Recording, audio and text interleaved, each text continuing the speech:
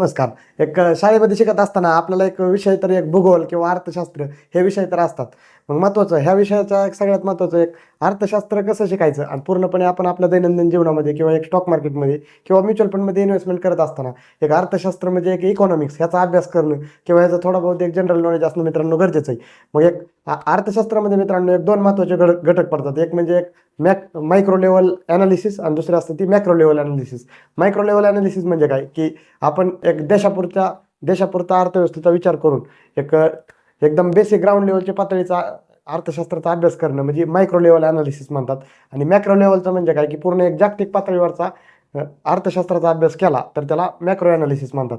तर मित्रांनो, एक मायक्रो लेव्हलचे अनालिसिस आपण आजच्या व्हिडिओमध्ये बघणार आहोत, की एक मायक्रो लेव्हलचं अनालिसिस करून आपण कशा पद्धतीने आपलं एक इन्व्हेस्टमेंट किंवा आपले एक म्युच्युअल फंडमधील आपली जी काही स्टॉक मार्केटमधील जर्नी आहे ती ह्या मायक्रो लेव्हलच्या अनालिसिसने आपण कशा पद्धतीने ती आपली जर्नी बऱ्यापैकी एकदम सुखकर करू शकतो.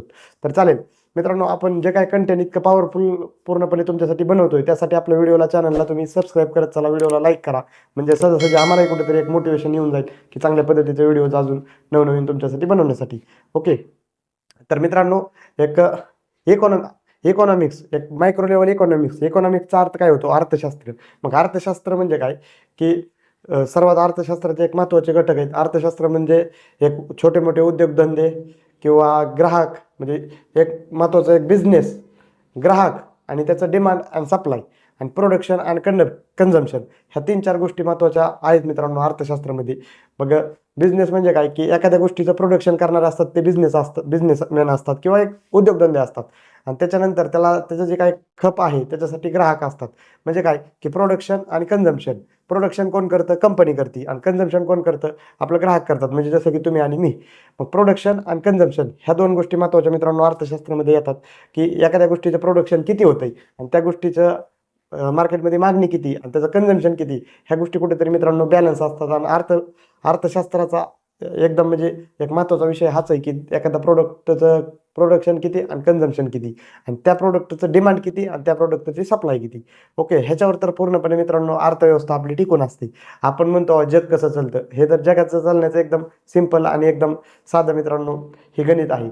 मग जगात किंवा जगाच्या तुलनेत किंवा आपण मायक्रो लेव्हलचा ॲनालिसिस आता सध्या बघतोय, त्यामुळे तुम्हाला इन फ्युचर आपण नेक्स्ट व्हिडिओ म्हणजे मॅक्रो लेव्हलचा ॲनालिसिसचा बघू, म्हणजे एक जागतिक पातळीवर इकॉनॉमिक्स कसं चेक केलं जातं. ओके. एक मायक्रो लेव्हलचं आपलं जर एक देशापुरता जर विचार केला मित्रांनो एक देशाच्या अर्थव्यवस्थेत, तर देशाच्या अर्थव्यवस्थेत एक सगळ्यात महत्त्वाच्या गोष्टी म्हणजे कोणत्या आहेत, की एक म्हणजे शेतकरी म्हणजे शेतीचं कुठंतरी प्रोडक्शन असतं. शेती, छोटे मोठे उद्योगधंदे, मोठमोठ्या कंपन्या आणि ग्राहक म्हणजे गिराईक आपण एक सिंपल भाषेत म्हणतो. मग ह्या 3-4 गोष्टी आहेत मित्रांनो इकॉनॉमिकच्या.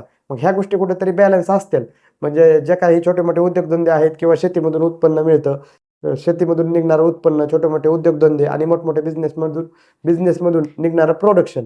ओके. ह्या गोष्टीचं कुठेतरी प्रोडक्शन आणि जे काही ग्राहक आहेत म्हणजे एका बाजूने जे काही खरेदी करणारे कन्झम्पशन ग्राहक आहेत, हे ग्राहक त्या लोकांची किती खरेदी करतात ह्याचा पूर्णपणे मित्रांनो बॅलन्स म्हणजे एक संघ साठा असतो. आणि त्या बॅलन्स झाल्याच्या नंतर कुठेतरी आपले इकॉनॉमिक्स कोणत्या दिशेने चालली हे इकॉनॉमिक्सचं मित्रांनो लक्षात येतं. म्हणजे काय, आपल्या देशात एखाद्या गोष्टीचं उत्पन्न किती होतं, मग ते भले शेतीचं असू द्यात किंवा एखाद्या प्रोडक्टचं असू द्यात किंवा एखाद्या सर्व्हिसचं असू द्यात, ते उत्पन्न किती होतं आणि त्या उत्पन्नाच्या तुलनेत शेतकरी किंवा बाकी तुम्ही आम्ही जे काय कन्झम्पशन किती होतं म्हणजे एक काय म्हणता येईल त्याला, की कन्झम्पशन जर म्हणलं तर त्याची खप किती होतो मार्केटमध्ये, त्या गोष्टीचा खप किती होतो, म्हणजे आपल्या देशात एखाद्या गोष्टीचं उत्पन्न किती आणि खप किती ह्या गोष्टीचा जर बॅलन्स असेल मित्रांनो, तर आपली कुठेतरी एक इकॉनॉमिक्सच्या दृष्टिकोनातून आणि एक अर्थव्यवस्था आपली कुठेतरी ग्रो करायला लागते.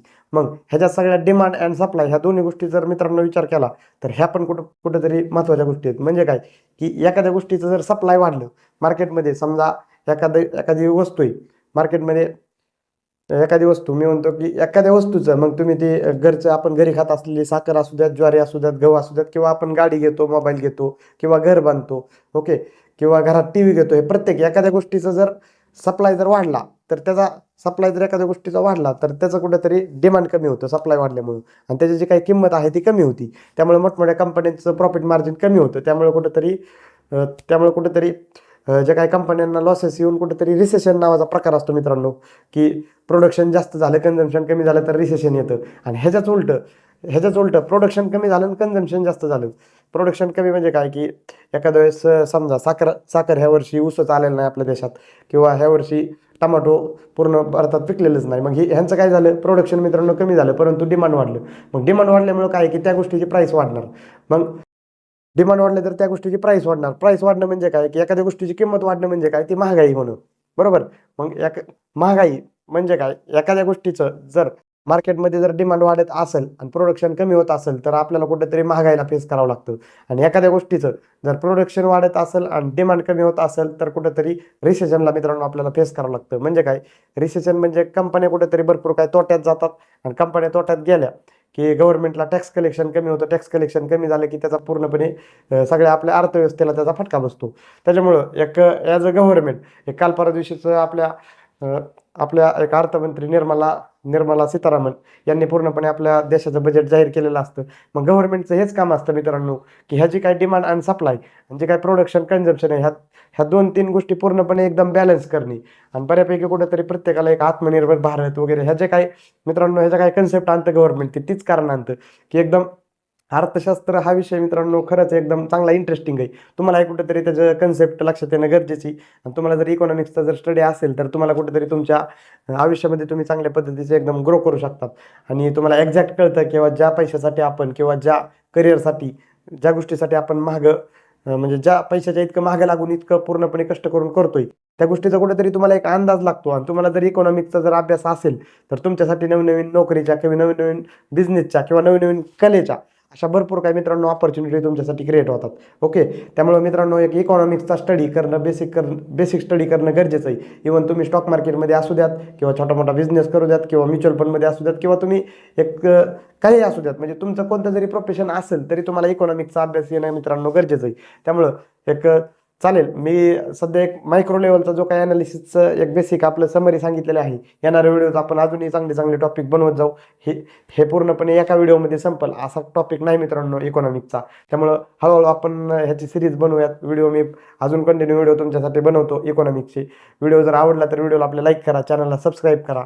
आणि महत्त्वाचं एक कंटिन्यू जे काय मी सिरियसली व्हिडिओ तुमच्यासाठी बनवतोय सिरियसली, ते पूर्णपणे तुम्ही व्हिडिओज कंप्लीट बघत चला, म्हणजे मलाही कुठंतरी चांगलं मोटिवेशन येईल. आणि येणारा व्हिडिओ कोणत्या टॉपिकवर बनवायचा हे पूर्णपणे तुम्ही आम्हाला सांगू शकता. चालेल. थँक्यू.